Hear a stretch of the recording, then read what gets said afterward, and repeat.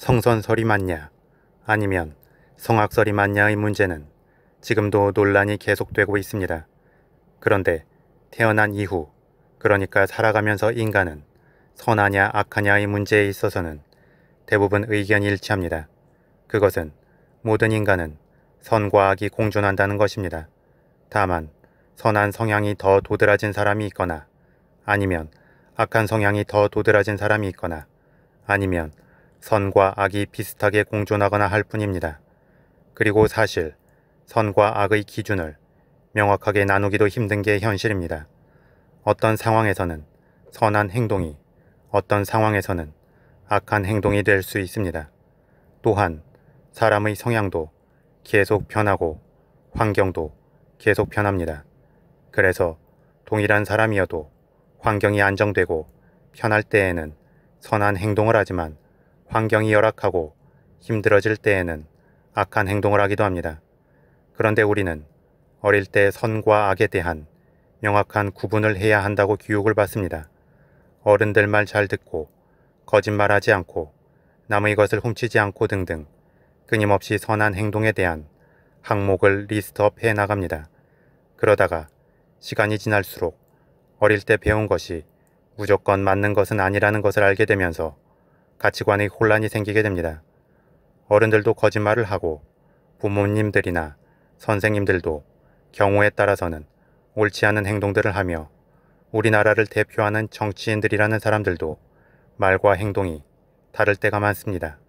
게다가 이런 외부에서 보이는 혼란스러운 모습뿐만 아니라 자신의 내면에서도 조금씩 악한 성향이 모습을 드러냅니다.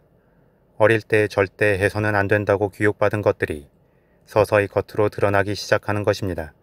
그것은 억제하려고 해도 억제할 수 없는 태생적 본능인 경우도 많습니다.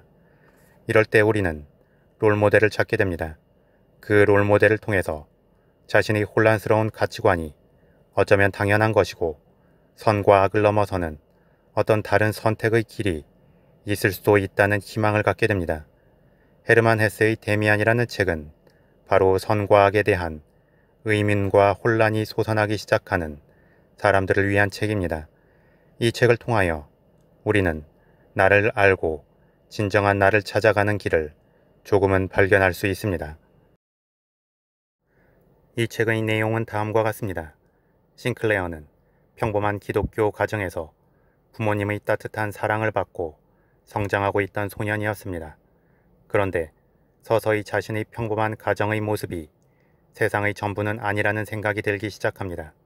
그러던 중 프란츠 크로머라는 나쁜 친구에게 어떤 거짓말을 한 것 때문에 트집을 잡히고 부모님의 돈을 훔쳐서 크로머에게 바치기 시작합니다. 하지만 싱클레어는 자신의 행동이나 상황에 대해 부모님께 이야기하지 못하고 갈등하게 됩니다.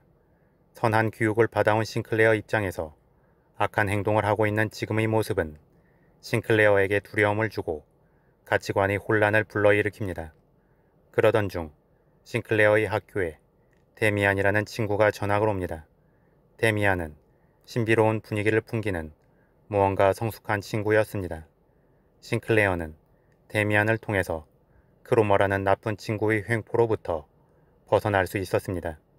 그리고 데미안은 싱클레어에게 선과 악이라는 이분법적인 가치 판단에서 벗어나 새롭게 나아갈 수 있음을 알려줍니다. 데미안이 싱클레어에게 해준 대표적인 이야기는 성경에 나오는 가인과 아벨의 이야기와 예수님이 십자가에 못 박혔을 때 양쪽에 있던 도둑들의 이야기였습니다. 보통 우리는 동생 아벨을 질투심 때문에 죽인 형 카인에 대해 살인자 혹은 악의 화신으로 이야기합니다. 또한 예수님 오른쪽에 있던 도둑은 회개하고 예수님을 영접하지만 왼쪽에 있던 도둑은 그냥 자신의 신념과 가치를 지키면서 죽기 때문에 지옥에 갔을 거라고 설명하는 이야기를 많이 듣습니다. 하지만 데미안은 오히려 거꾸로 해석을 해서 싱클레어에게 들려줍니다. 즉, 어떤 일방적인 선의 가치관의 틀을 벗어버리고 홀로 자신의 길을 독립적으로 걸어간 카인과 예수님 왼편의 도둑이 더 내면의 진실에 충실했다는 것입니다. 이런 이야기를 들으면서 싱클레어는 비로소 기독교 가정에서 배운 절대적 가치와 모순적인 선의 십자가를 벗어버리고 독립적으로 자신만의 새로운 길을 향하여 나아갈 수 있음을 깨닫습니다. 하지만 아는 것과 실천하는 것은 달랐습니다. 특히나 강하게 자신을 억압했던 선의 굴레가 풀리자 오히려 반대로 악한 길에 강하게 매몰되기 시작했습니다. 그렇게 싱클레어는 고등학교에 진학해서 술과 향락, 성욕 등에 취하게 되고 금지된 것에 대해서 탐닉합니다. 하지만 그런 순간순간의 쾌락은 싱클레어의 몸과 마음을 망가뜨리고 쾌락에서 깨어난 자신을 볼 때마다 좌절감을 맛보게 됩니다. 그러던 중 베아트리체라고 자신이 이름 붙인 여자를 만나게 되고 그녀를 통해서 다시금 절제와 순결, 품위, 선한 행동 등을 지키기 위한 의지를 보입니다. 그리고는 다시금 헤어졌던 데미안을 생각하게 됩니다. 마치 방황하던 아이가 엄마를 찾듯이 싱클레어는 데미안을 통해서 또 다른 변신을 하고자 했던 것 같습니다.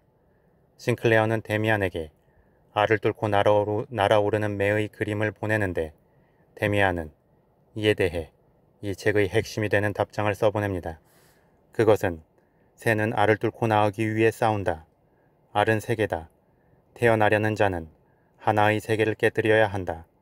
알을 뚫고 나온 새는 신에게로 날아간다. 그 신의 이름은 아브락사스다. 라는 글이었습니다. 그 뒤부터 싱클레어의 새로운 화두는 아브락사스가 됩니다. 아브락사스의 진정한 의미에 대해 고민하던 싱클레어는 피스토리우스라는 신부를 만납니다. 그 신부를 통해 아브락사스는 선과 악이 공존하는 신이라는 이야기를 듣습니다. 그렇게 아브락사스의 존재에 대한 깨달음으로 싱클레어는 선과 악이 끝없이 싸우던 내면의 평화를 이루어갑니다.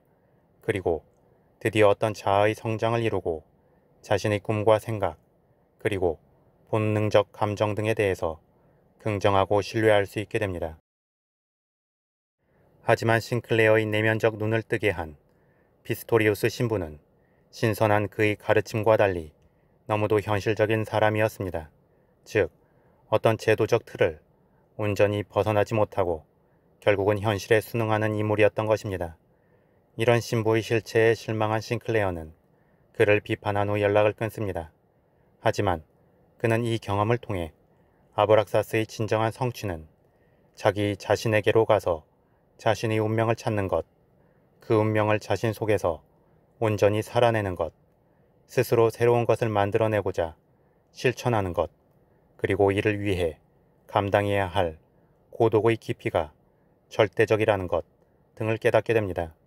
그 뒤 대학에 진학한 싱클레어는 진리의 길이라는 것이 남을 통해서나 남과 함께가 아니라 본인 스스로 고독하게 걸어가야 함을 가슴으로 느낍니다.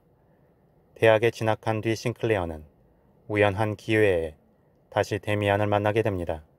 그리고 자신이 항상 마음속에 염두에 두던 아브락사스의 모습을 데미안의 엄마인 에바 부인을 통해서 발견합니다. 그렇게 싱클레어는 1차 세계대전이 발발하기 전의 제국주의와 전체주의 사상이 지배하던 혼란스러운 사회 분위기 속에서 한 줄기 빛을 발견한 것이었습니다. 그녀는 싱클레어의 내면적 성숙을 이끌어낼 뿐만 아니라 외면적으로는 성적인 욕구도 불타오르게 했습니다. 그런 그의 모순적인 마음 상태 때문에 아슬아슬한 외줄타기를 하지만 그는 결국 마음의 균형을 유지하면서 에바 부인을 대합니다. 그 후 데미안과 싱클레어는 1차 세계대전에 참전하게 되고 싱클레어는 전쟁 중에 큰 부상을 당합니다. 데미안과 에바 부인은 싱클레어를 찾아오고 그에게 키스를 해줍니다. 그것은 데미안의 키스이자 에바 부인의 키스이자 아브락사스와 진정한 자유를 찾은 모든 이들의 키스를 함축하는 것이었습니다. 그리고 사라진 데미안을 생각하면서 자신의 내면을 바라봅니다. 그 내면의 검은 거울 위로 자신의 모습이 보입니다. 그런데 자신의 모습은 누군가와 완전히 닮아 있습니다. 그는 바로 데미안이었습니다. 그렇게 싱클레어는 데미안과의 합의를 이루고 자신의 진정한 자아를 찾게 됩니다. 이 책을 본 후 세 가지에 대해서 생각을 해보았습니다. 첫째는 선과 악의 판단 기준은 외부에서 주어지는 것이 아니라 본인 스스로 찾는 것이라는 생각이었습니다. 어릴 때 우리는 외부에서 일방적으로 주입된 선악에 대한 판단 기준을 가지고 성장합니다. 하지만 살아가면서 그게 모든 상황에서 맞지 않는다는 것을 깨닫습니다. 그렇다고 그것을 절대적 기준으로 정리해주는 사람도 더 이상 없습니다. 모든 사람들이 말이 조금씩 틀리기 때문입니다. 그런데 이 책을 보면서 결국 그 애매한 기준점은 스스로 찾아야 한다는 것을 알 수 있었습니다. 절대 선도 없고 절대 악도 없다는 전제하에 자신이 선택한 길을 가고 그에 대해서 책임을 져야 한다는 것입니다. 둘째는 성장하기 위해서는 동성의 친구와 이성의 친구가 모두 필요하다는 생각이었습니다.